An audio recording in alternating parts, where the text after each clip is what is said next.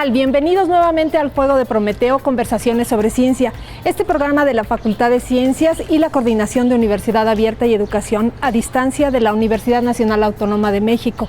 Qué bueno que están con nosotros en esta serie de programas que intentan llevar muy diversos aspectos de la ciencia y del trabajo que hacemos en la Facultad de Ciencias a todo el público. Quédense con nosotros, ya verán qué interesante va a ser hoy.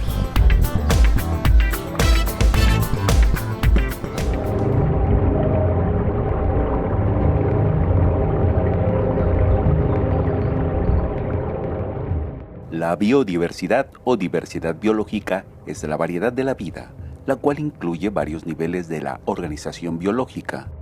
Abarca tanto plantas, animales, hongos y microorganismos que viven en un espacio determinado, como a su variabilidad genética, a los ecosistemas en donde habitan las especies y a los paisajes y regiones en donde se ubican los ecosistemas, al igual que los procesos ecológicos y evolutivos que se dan a nivel de genes, especies, ecosistemas y paisajes.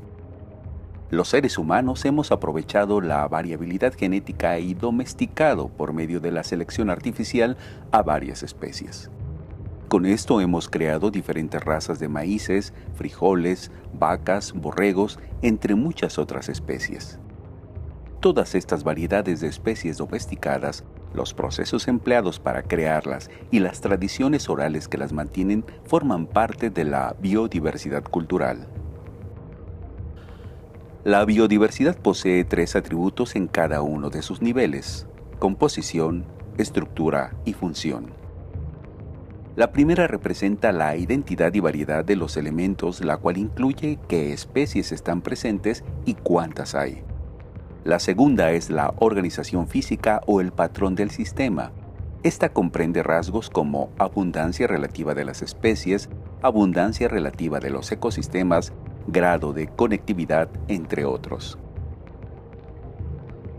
Por último, la función son los procesos ecológicos y evolutivos, los cuales abarcan a la depredación, competencia, parasitismo, dispersión, simbiosis, ciclo de nutrientes, perturbaciones naturales, etc. México es uno de los 17 países megadiversos del planeta.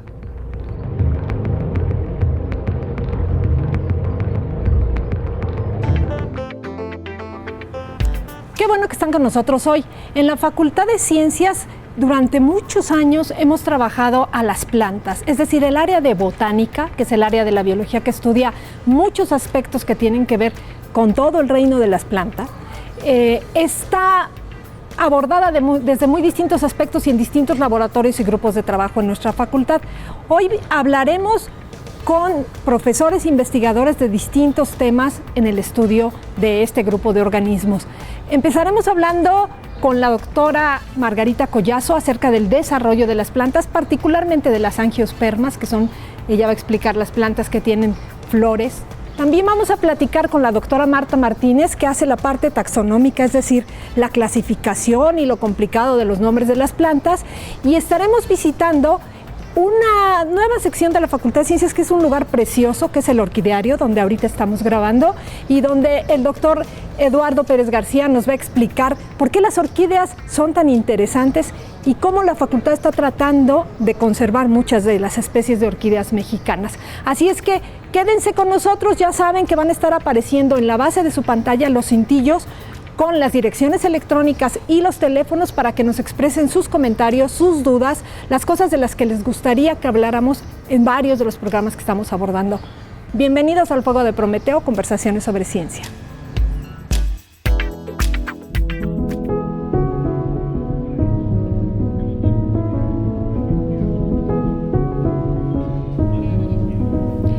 Una de las áreas de la Facultad de Ciencias, que es la de la biología, ha tenido por tradición una disciplina muy importante que es la botánica, dentro de las ciencias.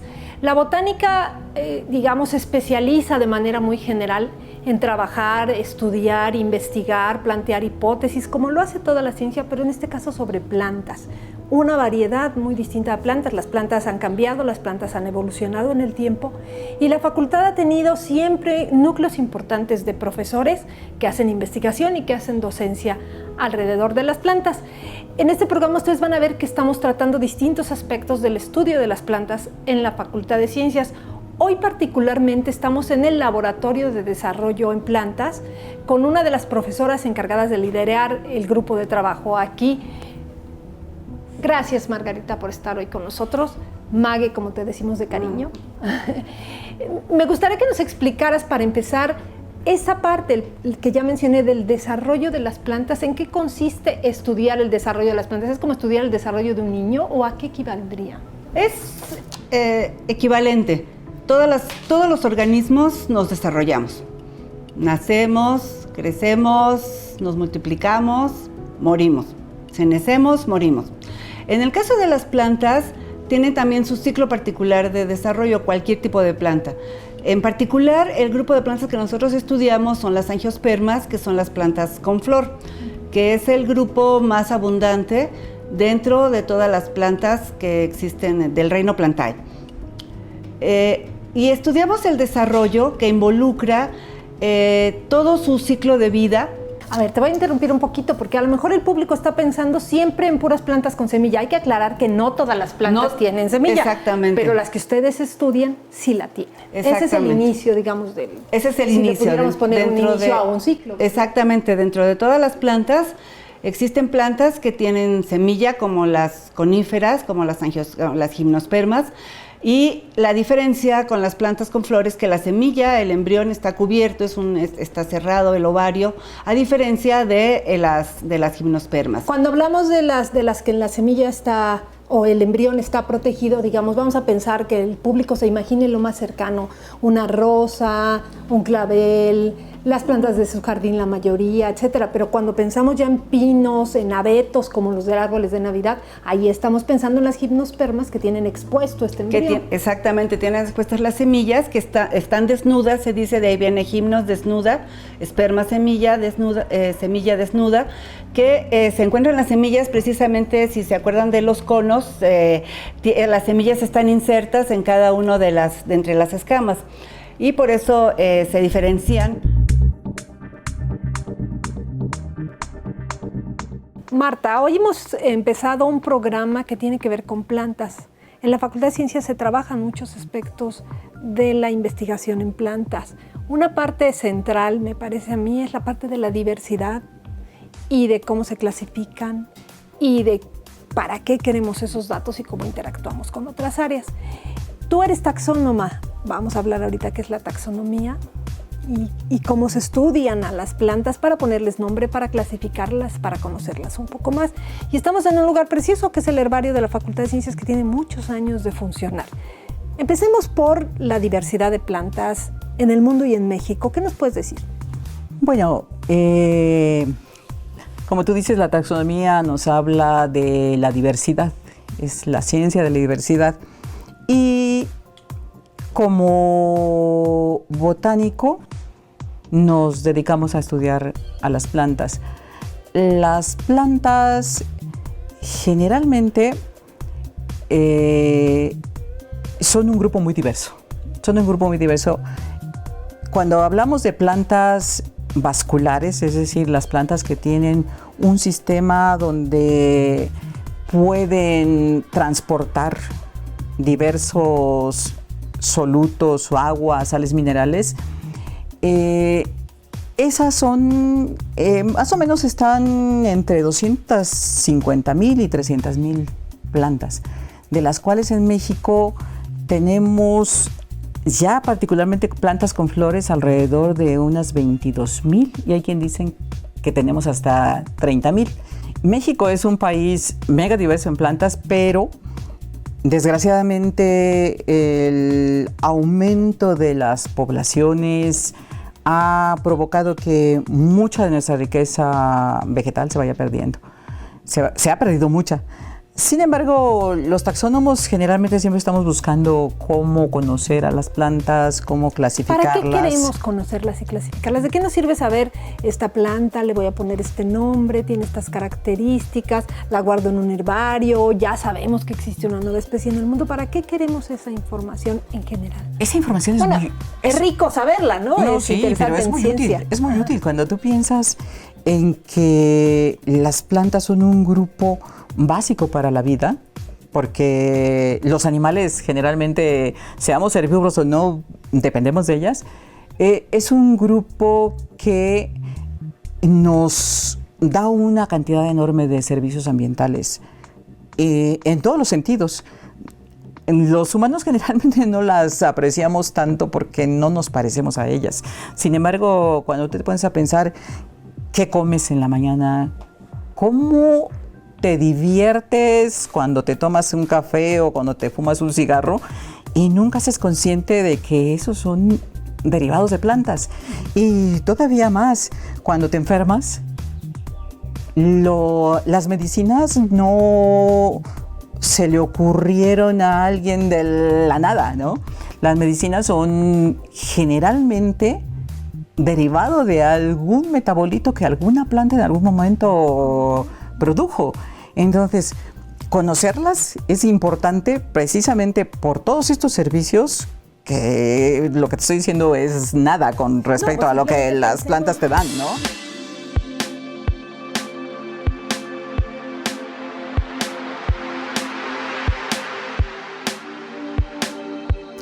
Las algas continentales en México son una tarea que no se ha realizado adecuadamente, a pesar de que tenemos más de 200 años trabajando con ellas.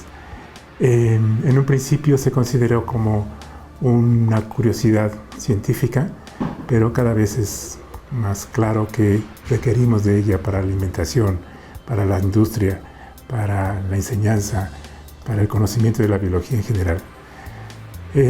Varias veces hemos dicho en nuestro laboratorio que en las algas, a pesar de que miden 10 micras, 20 micras, cabe toda la biología, desde la biología celular, la biología molecular, la fisiología vegetal, la evolución, la taxonomía. Todo se puede estudiar en 10 o 20 micras que miden estas algas.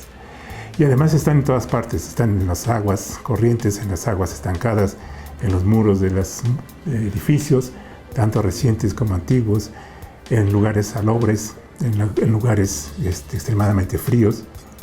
Ahora ya no se ve muy a menudo, pero hubo una época en que el Popocatépetl se cubría de algas y se ponía rojo. También existen algas en el aire y de hecho las respiramos todo el tiempo, tanto que pueden crear incluso afecciones relativamente graves como alergias o respuestas inmunológicas más o menos severas. Hay algunas otras que son tóxicas, por ejemplo, muchas que crecen en condiciones altamente contaminadas llegan a crear toxinas que afectan la vida de peces, de animales pequeños, roedores, incluso hasta el hombre. Afortunadamente en México no se dan eventos en las algas continentales de una toxicidad muy amplia, pero sí existen en el caso de las algas marinas efectos devastadores con el crecimiento de las mareas rojas u otro tipo de crecimientos. Lo que nos interesa en nuestro laboratorio es registrar la diversidad de las algas continentales y conocer cómo crecen, su ecología. Para poder hacer su ecología necesitamos saber cómo son, qué son, dónde viven, cómo crecen. Para poder hacer eso necesitamos saber dónde están. Así que no podemos disociar la ecología de la taxonomía. Por eso nuestro grupo, que está formado principalmente por la doctora Rosalba Tavera y por mí, y por una técnica académica, la maestra en ciencias Lupita Vidal, hemos generado ya una corriente de trabajo interdisciplinario que incluye la parte de taxonomía clásica, la taxonomía moderna con biología molecular y extracción de DNA, y la ecología en toda su extensión. La parte fundamental que nos importa en este momento es el conocimiento de la diversidad de zonas poco estudiadas, principalmente Tabasco, o las zonas del centro del país. La doctora Tavera está trabajando principalmente en las algas que crecen en las orillas de los lagos cráter, que forman crecimientos únicos en el mundo, que le llaman estromatolitos o microbialitas. Y yo estoy dedicado principalmente a las algas que crecen en los monumentos arqueológicos en Chiapas y en tratar de dar un pequeño impulso al conocimiento de las algas en Tabasco, que es, a pesar de un estado que tiene 200 lagunas, no existe una sola publicación formal de las algas que crecen ahí, al menos a nivel de conocimiento de algas.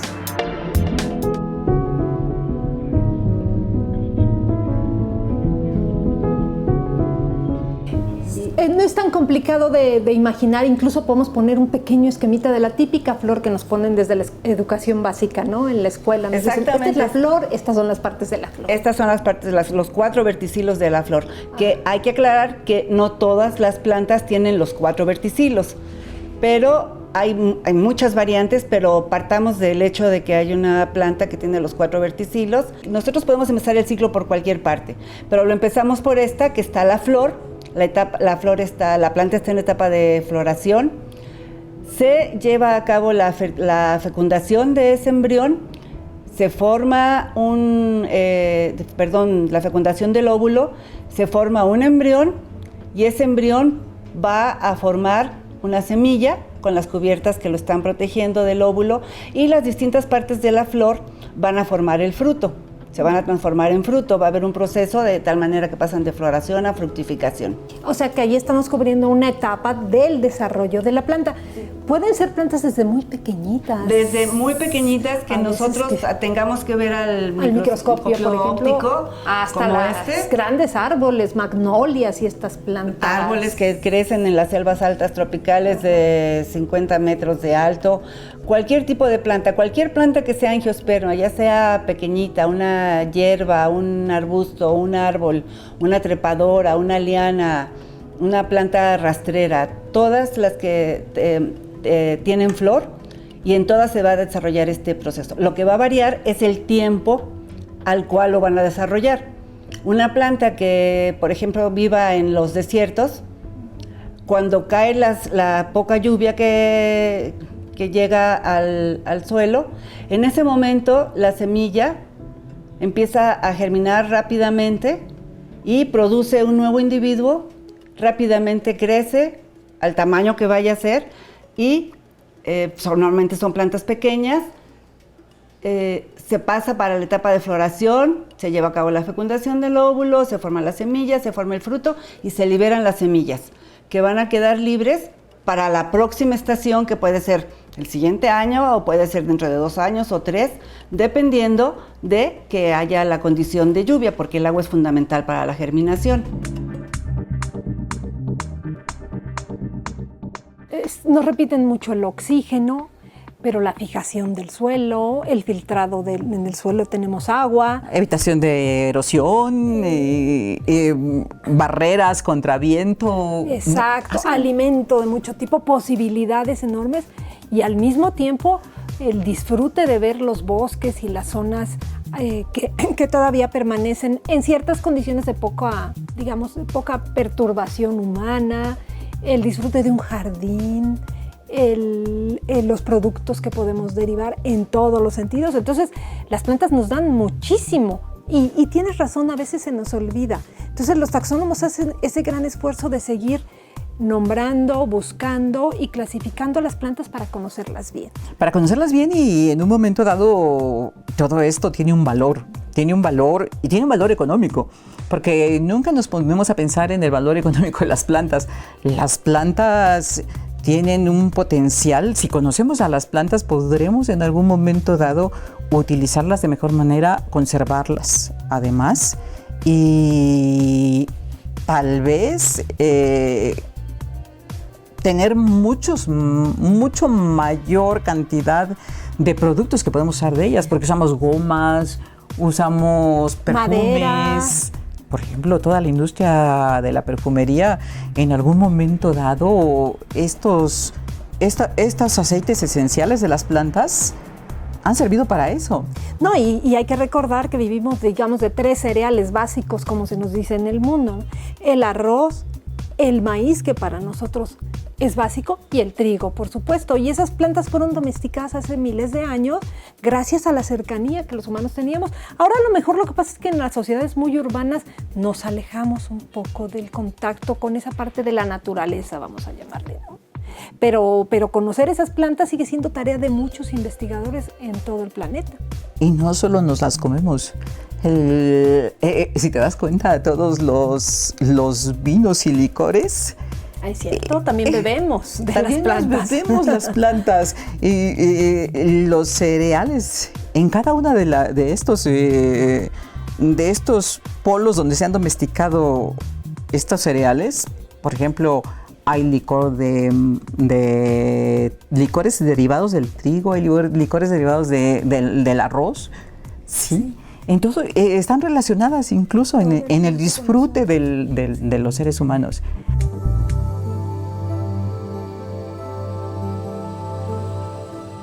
Se comenta que hoy en día las plantas están sufriendo un nuevo periodo de extinción masiva de especies, debido a los números que arroja la actual tasa de extinción.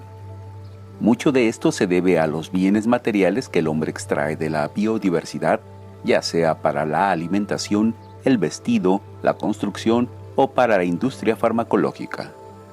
Las plantas, a diferencia de otros seres vivos, no poseen la capacidad de evadir directamente a sus depredadores. Sin embargo, han desarrollado defensas químicas que les han permitido defenderse. Este tipo de protección lleva el nombre de metabolitos secundarios.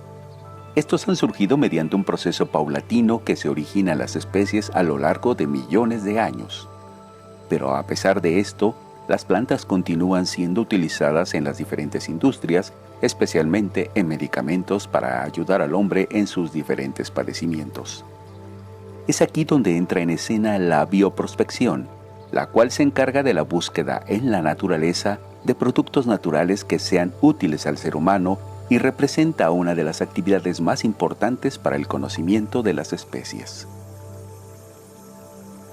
El problema reside en que la extinción de muchas especies de plantas se acelera cada vez más debido a que no se conoce la identidad precisa de las mismas y también a que se desconoce con precisión dónde se encuentran. De hecho, se estima que más del 90% de las especies de plantas con flores conocidas actualmente nunca han sido estudiadas para conocer posibles productos naturales de importancia medicinal.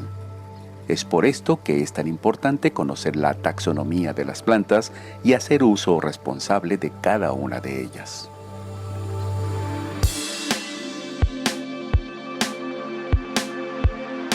La Sociedad Botánica de México se fundó hace 75 años, un 4 de septiembre de 1941.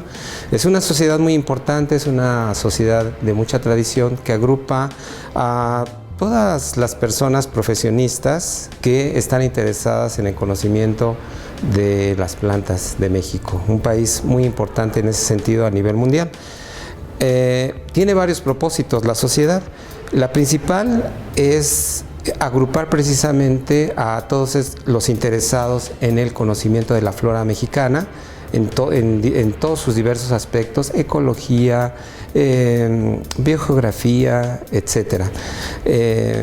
Un aspecto en la que siempre desde sus orígenes estuvo preocupada la sociedad es fomentar el conocimiento y difundirlo a través de varias estrategias.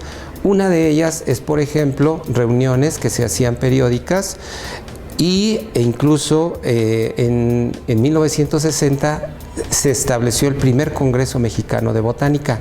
Este año, el próximo 4 de septiembre del 2016, celebramos los 75 años de la sociedad y el 20º Congreso Mexicano de Botánica aquí en la Ciudad de México. Esa es una estrategia que ha permitido aglutinar periódicamente a todos los interesados de todas partes del país. Viene gente desde distintos puntos a congregarse en la sede particular del Congreso en donde se haya establecido la sede.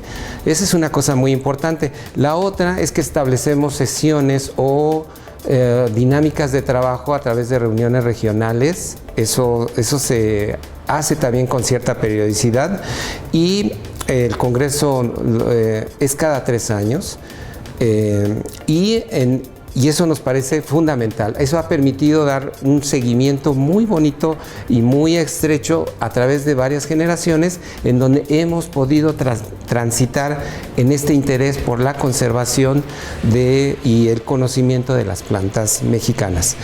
En otro aspecto, también la sociedad ha estado muy motivada en difundir de manera muy formal todo el conocimiento que genera precisamente la comunidad botánica mexicana, o incluso extranjeros, gente de fuera del país que estudia las plantas mexicanas. Entonces, se estableció ya también en 1944 el Boletín de la Sociedad Botánica de México, que es una revista que se ha formalizado cada vez más con el paso del tiempo. En un principio fue una revista con poca periodicidad, pero que cada vez gana más impacto, y en los últimos años es una revista que definitivamente se ha vuelto no solo un referente a nivel nacional, sino a nivel internacional. Es una revista reconocida con los estándares internacionales más importantes.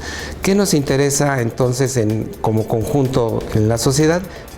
Nos interesa a futuro fortalecer esos vínculos, sobre todo con la gente joven. Nos interesa concientizar nos preocupa todo lo que está sucediendo con la riqueza vegetal, que es muy alta de nuestro país. Ocupamos la 4ª posición en ese sentido, y por eso seguimos tratando de que se continúe con todas estas actividades dentro de la sociedad botánica. Principalmente, para finalizar, con generaciones venideras, ¿no? Los estudiantes, etcétera. Que siga la cadena.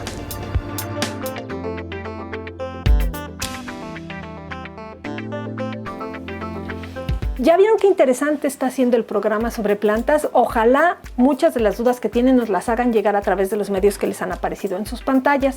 Seguiremos platicando, viendo este herbario, un orquideario, distintos lugares de la facultad donde se trabaja con plantas. Quédense con nosotros, los esperamos después de la pausa.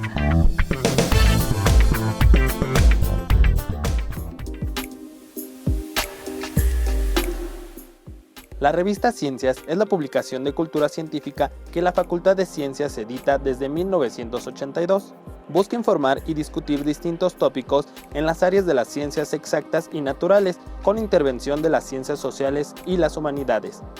Se trata de una revista académica multidisciplinaria que ha recibido muy distintos reconocimientos nacionales e internacionales.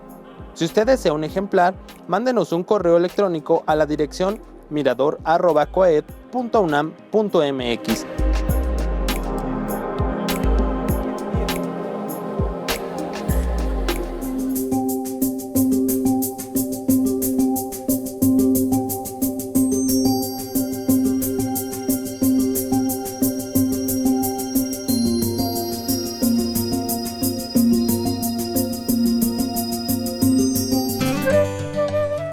De nuestros médicos veterinarios a su mesa.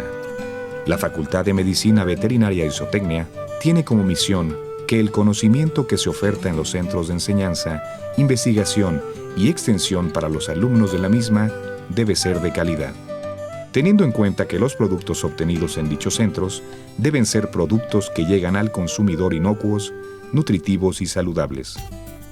Ven y disfruta de nuestros productos elaborados con las buenas prácticas de manejo animal e higiene, siempre con la supervisión de médicos veterinarios o tecnistas. Y recuerda, el médico veterinario es la única profesión que nos acompaña 3 veces al día en nuestra mesa. Visítanos en el Puma Gourmet o ponte en contacto y realiza tus pedidos por productos de temporada.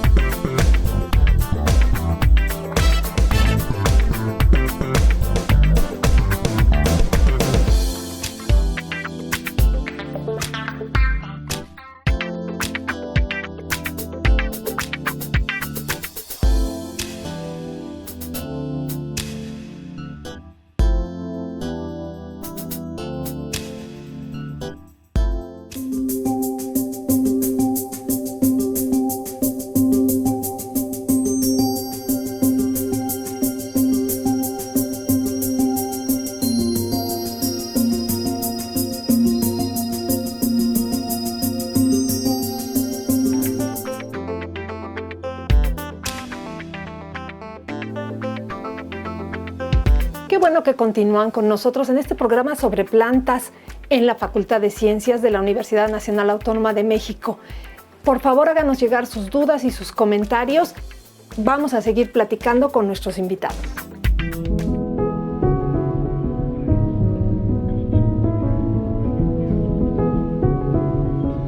Bueno, Maggie, pensemos que es muy difícil aislar una parte del estudio del resto de la biología, digamos. No podemos hacer caso omiso que los factores ambientales, luz, humedad, temperatura, el tipo de suelo donde está la semilla, todos estos influyen. Pero ustedes se concentran más en ver cómo va creciendo la planta, aunque seguramente toman en cuenta muchos de estos factores. Sí, estudiamos desde la parte de la germinación, o sea, partimos de una generación de semillas que germinan, que crecen, se desarrollan, maduran, florecen, fructifican, forman nuevas semillas, que es una nueva progenie, y después esas semillas pueden germinar inmediatamente o estar en el banco de semillas del suelo y germinar dependiendo de cada especie y de cada tipo de vegetación. Eso es lo que, digamos, sería el gran ciclo de desarrollo de plantas y las etapas que estudiamos. Debe ser muy complicado. Yo creo que tienen que escoger un cierto grupo o ciertos grupos de plantas, porque cuando hablamos de plantas con flores estamos hablando de cientos de miles de especies, de variedades distintas, vamos a decir, de plantas. ¿Cómo escogen los grupos que trabajan o qué grupos trabajan exactamente en un laboratorio como este de desarrollo de plantas en la Facultad de Ciencias? Bueno, estudiamos básicamente en este laboratorio plantas que viven en ambientes contrastantes. Ese es incluso el tema general de nuestro laboratorio. Plantas, por ejemplo, que viven en zonas áridas, plantas que viven en ambientes acuáticos.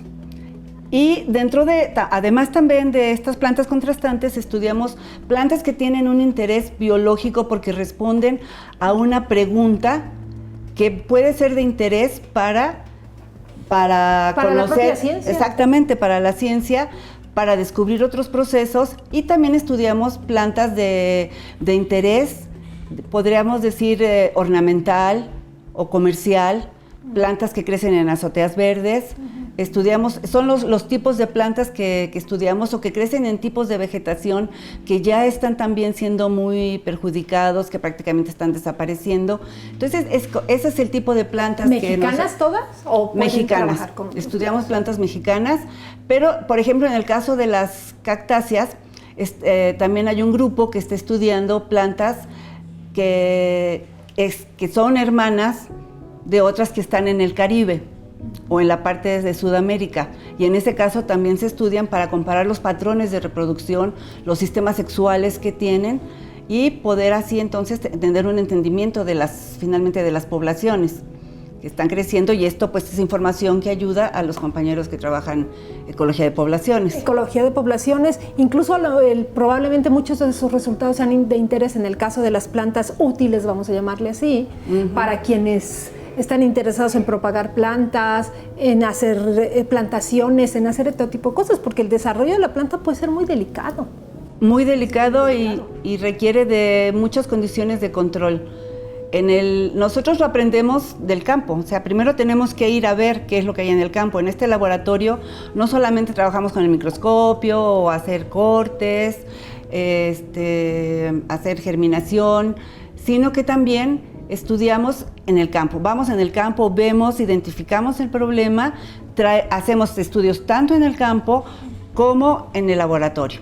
Finalmente terminamos aquí para hacer todos los análisis que requieren de aparatos especiales para hacer las mediciones, las cuantificaciones, los estudios de tejidos, los estudios de reproducción sexual. Entonces ya venimos aquí y lo terminamos de organizar. Todos nosotros y los alumnos que tenemos trabajamos en campo y en laboratorio.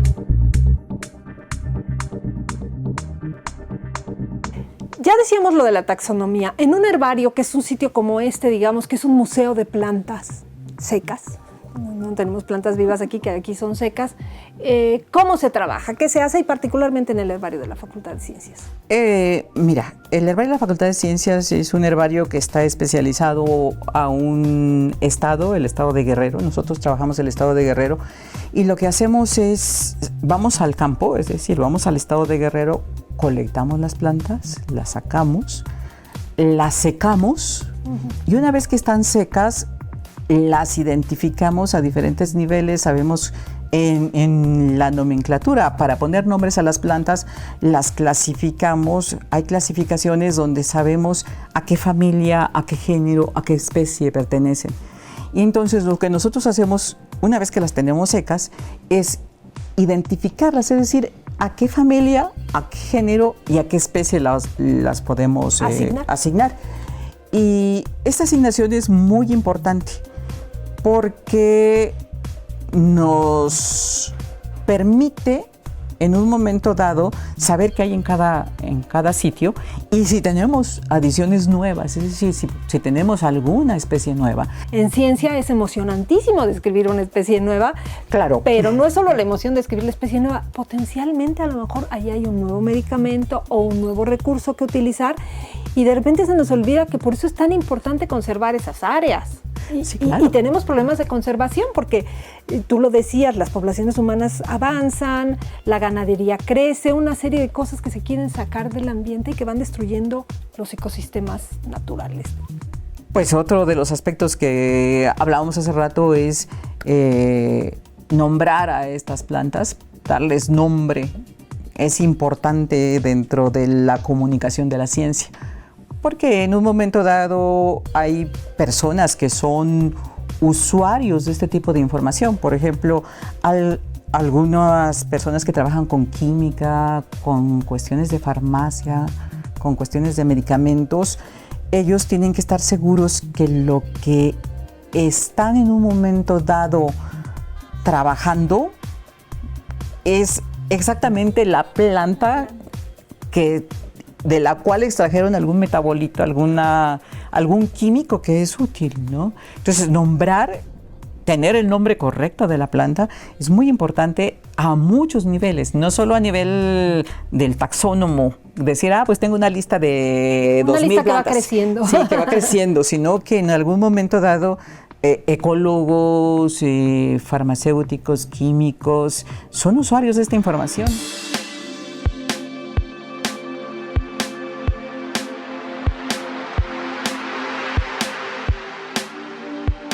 Entre las angiospermas, una de las familias más distintivas y representativas está la familia de las orquídeas, la familia Orchidaceae.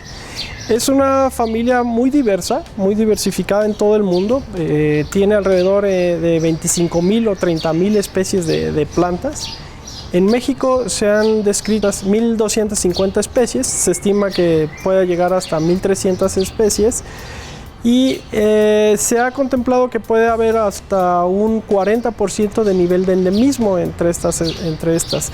Y básicamente se concentran en las sierras Madre del Sur y en el occidente la mayor proporción de especies endémicas. Aunque hay muchas especies que también son espectaculares, que se comparten, por ejemplo, con Guatemala o Belice en el sur del país.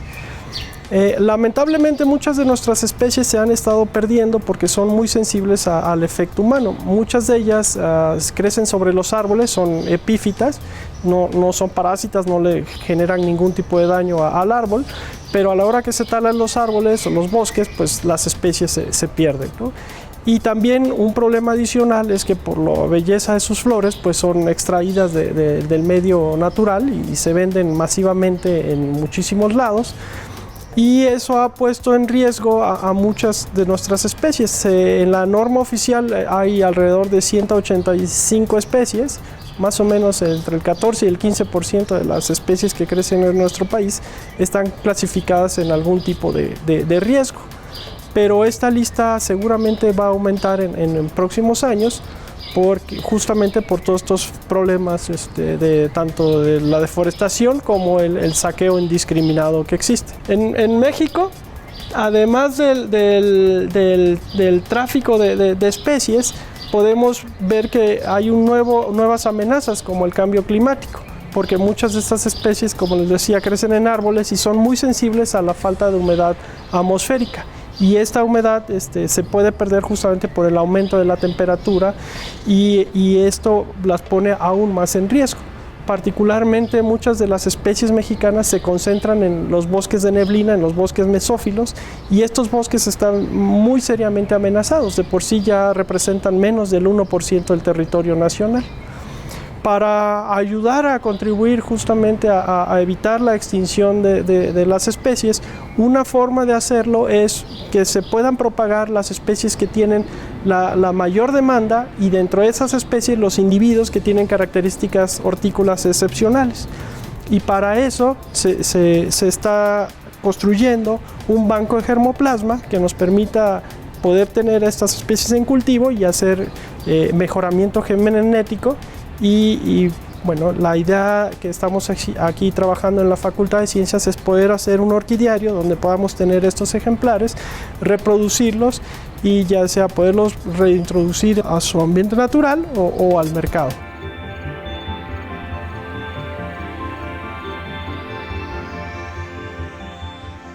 Dentro de un marco internacional, existen diferentes esfuerzos encaminados a proteger la diversidad vegetal, especialmente desde que entró en vigor el Convenio de Diversidad Biológica, CDB, en el año 1993.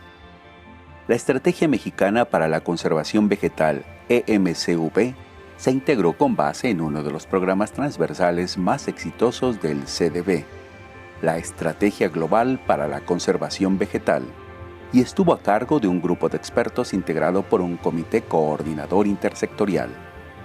Uno de los objetivos principales de este instrumento es ser la guía que oriente las acciones de conocimiento, conservación y uso de la diversidad vegetal de México, haciendo uso de manera equilibrada del componente ambiental, social y económico para un desarrollo sustentable.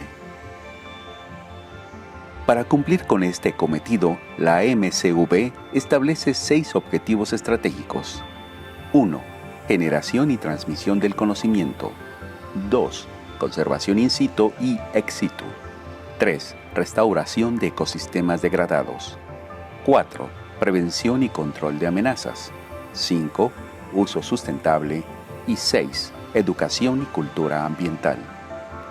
Cada uno de estos se integra por líneas de acción que van de la mano de metas específicas, las cuales proyectan la misión de que, para el año 2030, en México se hayan reducido y controlado procesos de deterioro y las amenazas a la diversidad vegetal. Todo esto mediante la participación responsable de los habitantes en las acciones de conservación y el mayor conocimiento de nuestros recursos vegetales.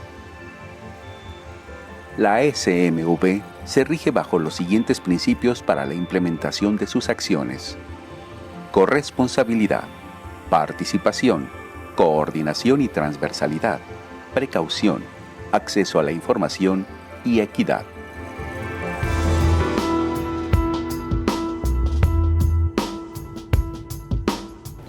Hola, bienvenidos a nuestra sección de Ciencia Ambiental. En esta ocasión tenemos a la doctora Angelina Martínez Irizar del Instituto de Ecología en la Unidad de Hermosillo en el estado de Sonora, quien nos va a platicar de un trabajo que ha estado haciendo durante muchos años en la región de Chamela-Cuixmala en el estado de Jalisco. Ella ha trabajado en este lugar para entender el funcionamiento de ese ecosistema.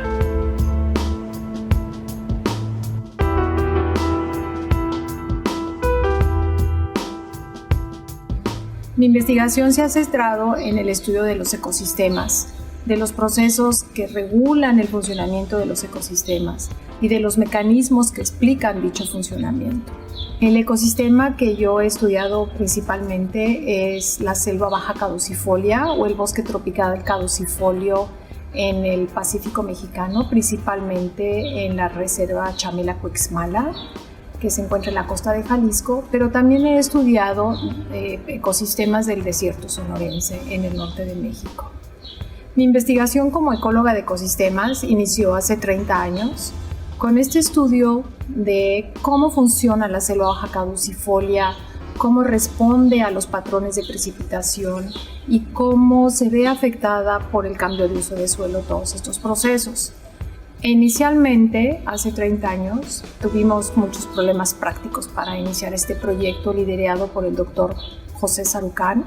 Entonces, en aquellos años, pues no teníamos ni GPS, ni las herramientas de sensoría remota o de imágenes de satélite que permitieran ubicar con mayor exactitud los sitios idóneos para iniciar esta investigación. Sin embargo, con unas cuantas fotografías aéreas y con un profundo conocimiento del área de estudio, nos dimos a la tarea de ubicar estos sitios que mejor se conocen, no solamente desde el punto de vista del funcionamiento del ecosistema, sino también de la biodiversidad y de sus características estructurales, entre otros aspectos. Actualmente, tratamos de entender cuál es la respuesta de este sistema a las variaciones del clima. Durante 30 años hemos tenido años extremadamente secos, años muy húmedos, lluvias fuera de temporada. En este sistema generalmente las lluvias se presentan de junio a octubre, noviembre, seguida de un periodo muy seco, que es una característica de la selva baja caducifolia, y por eso se pierde todo el follaje durante la época seca. Pero ha habido años en este periodo de 30 años en los que hay lluvias tremendas al inicio de la época de sequía o ya bien entrada la época de sequía, y hemos observado cómo este sistema responde a estas lluvias extraordinarias. Más adelante, en los últimos años, hemos experimentado la región, nosotros también, la presencia de huracanes que han causado una alteración significativa la estructura del sistema, principalmente el huracán Patricia, que el año pasado entró justamente por encima de la Estación de Biología de la UNAM y causó un daño importante no solo a la infraestructura científica instalada, sino también a la selva y a los alrededores. Y ahora lo que estamos tratando es de identificar estos umbrales de respuesta del sistema, estos umbrales de nivel de disturbio, y cómo es que este sistema está respondiendo a estos eventos climáticos extremos, que en el contexto de cambio climático global es extremadamente importante entender esta resistencia y esta resiliencia del sistema a este tipo de eventos. Entonces yo los invito a que revisen este tema. Hay muchísimas cápsulas en internet sobre qué es un ecosistema y cómo funciona y cómo están estructurados. Y un tema asociado muy importante hoy en día es el tema de los servicios ecosistémicos. Son la base fundamental de todo el sustento de la biosfera en el planeta.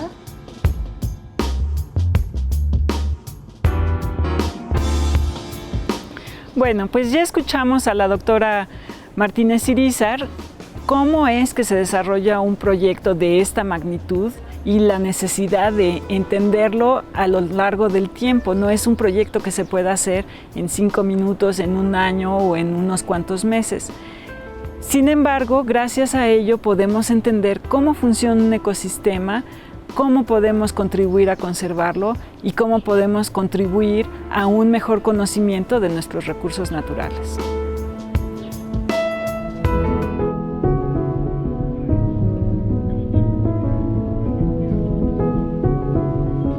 Ok, entonces es muy importante esto último que acabas de mencionar. Tienen muchos alumnos.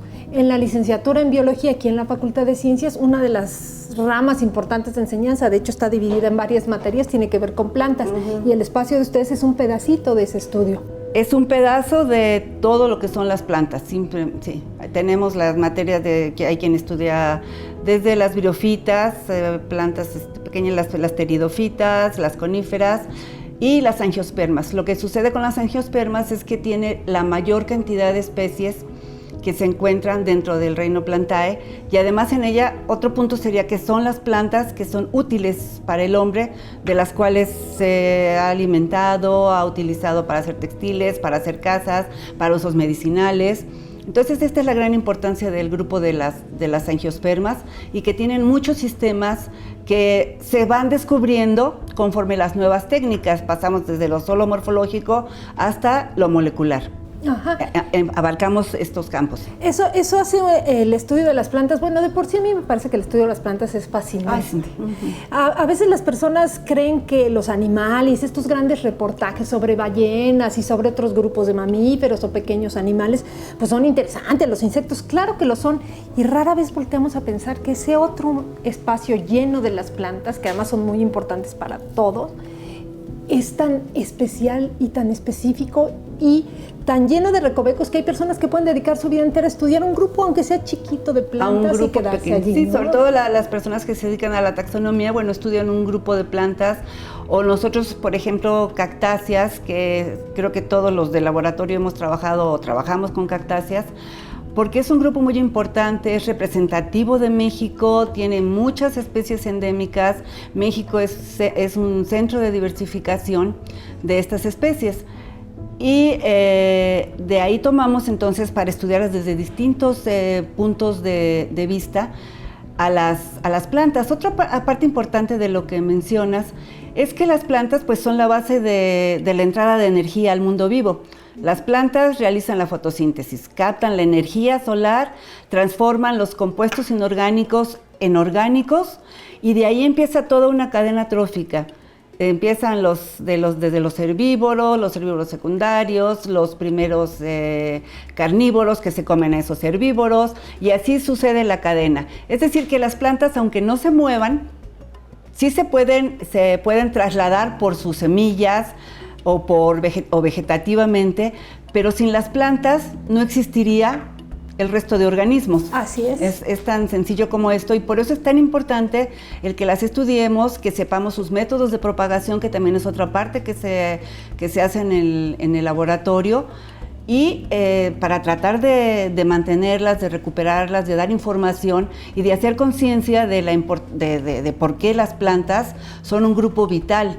Y las angiospermas, más por las plantas con flor, por lo que les mencionaba de los diferentes usos y las tradiciones que han sido parte importante de ellas, las plantas. Pues qué bueno, Maguey. Yo creo que en algún otro programa profundizaremos en esta parte del estudio del desarrollo de las plantas. A mí me parece, como les decía hace rato, que es fascinante, pero además en un país megadiverso como México, con una riqueza florística, que así se le llama la riqueza de plantas, tan alta, estos estudios son fundamentales. Muchas gracias por recibirnos.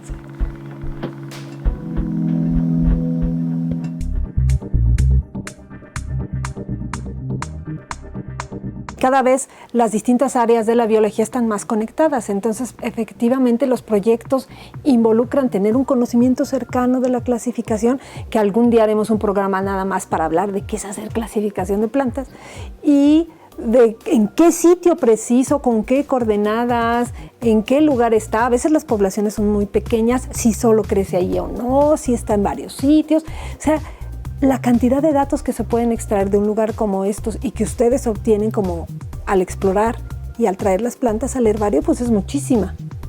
Y eso solo es una de las etapas, porque en realidad el herbario te puede servir para mucho más, ya muchas cuestiones teóricas, porque en este momento hemos platicado nada más de las cuestiones que se relacionan con los seres humanos, pero ya en la parte de la ciencia básica, uno puede tener en un herbario un acervo tan grande de información como saber dónde se distribuyen, para saber cuáles son las relaciones entre ellas, las relaciones históricas, cómo han evolucionado, dónde surgieron, cuándo.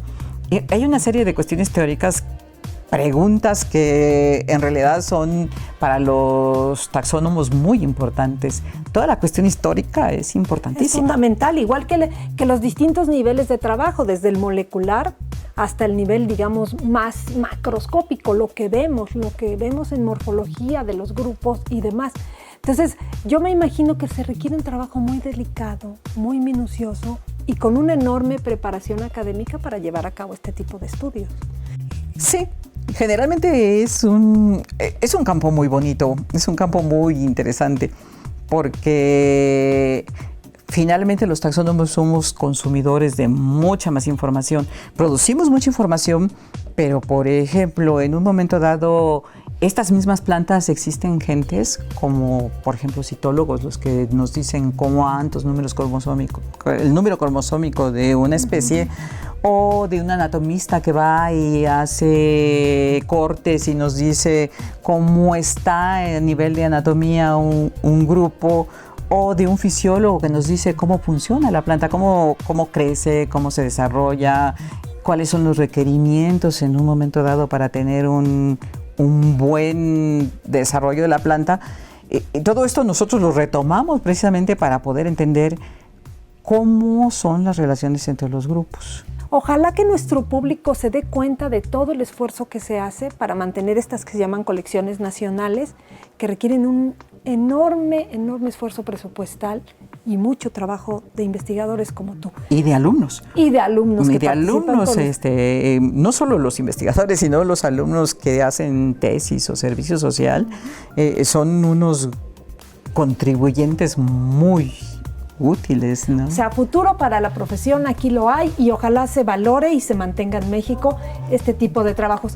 Muchas gracias, Marta, por explicarnos hoy lo que es el herbario de la Facultad de Ciencias. Cómo no, gracias.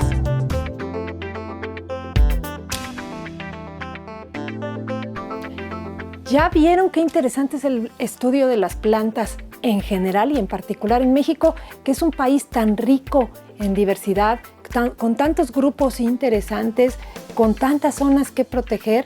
Es mucho el trabajo que hay que hacer en el área de investigación en botánica. Esperamos haberles dado apenas una probadita de lo que hacemos en la Facultad de Ciencias, porque se trabajan muchos temas y en todos ellos participan estudiantes, investigadores, hay cursos de actualización. Saben ustedes que nos tienen a sus órdenes si quieren hacernos una pregunta, si quieren hacernos algún comentario. Les agradecemos haber estado el día de hoy con nosotros y los esperamos en el próximo de la serie.